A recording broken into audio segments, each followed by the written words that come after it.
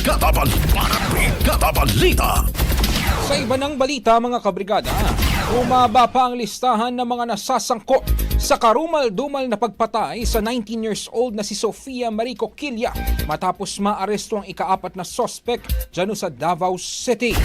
Nahuli ang sospek matapos matukoy sa CCTV ng kapitbahay kung saan namataan ang ilang kabataan na palakad-lakad sa tapat ng bahay ng biktima dyan sa Tagum City.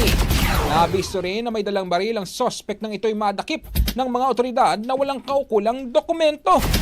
Naunang nahuli ang tatlong iba pa na pawang mga minor de edad at agad isinailalim sa kustodiya ng pulisya. Matatandaang natagpuan si Sofia sa loob ng kanilang tahanan na duguan at may 38 na saksak sa kanyang katawan.